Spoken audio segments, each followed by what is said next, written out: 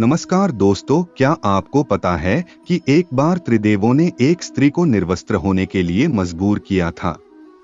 यदि नहीं तो आइए जानते हैं। एक कथा के अनुसार एक बार त्रिदेवियां एक दिन आपस में विचार विमर्श कर रही थी कि तीनों लोकों में हमसे बड़ी पतिव्रता स्त्री कोई भी नहीं हो सकती, हम तीनों ही सबसे बड़ी पतिव्रता स्त्रियां हैं। उनकी इस बात को सुनकर ऋषि नारद मुनि उनसे कहते हैं कि क्षमा कीजिए माते, इन तीनों लोकों में सारे ब्रह्मांड में सबसे बड़ी पतिव्रता स्त्री सती अनुसूया है। उन जैसी पतिव्रता नारी कोई भी नहीं। नारद की ये बात सुनकर तीनों देवियों को घनी ईर्ष्या होने लगी है और उनको विश्वास नहीं हुआ कि उनसे बड़ी भी कोई पतिव्रता नारी हो सकती है। तो इस पर तीनों के मन में एक विचार आता है कि यदि सच में ऐसा है तो क्यों ना एक बार उनकी एक परीक्षा ली जाए, जिससे ये स्पष्ट हो जाए कि कौन सबसे बड़ी पतिव्रता नारी है, माता सती या त्रिदेवियां।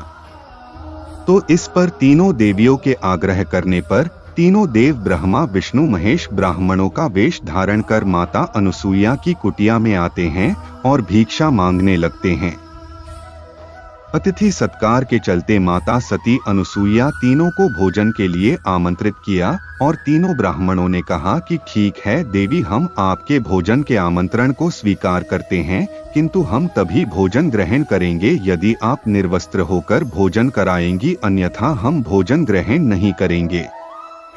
ऐसा सुनते ही माता सती अनुसूया ने मंद मुस्कान के साथ कहा ठीक है, और ऐसा कहकर उन्होंने कमंडल से जल लेकर मंत्र का जाप कर तीनों ब्राह्मणों पर छिड़क कर तीनों ब्राह्मणों को अबोध बालक बना दिया। फिर मां सती अनुसूया ने अबोध बालक बन चुके तीनों ब्राह्मणों को सीने से लगाकर अपना दूध पिलाया।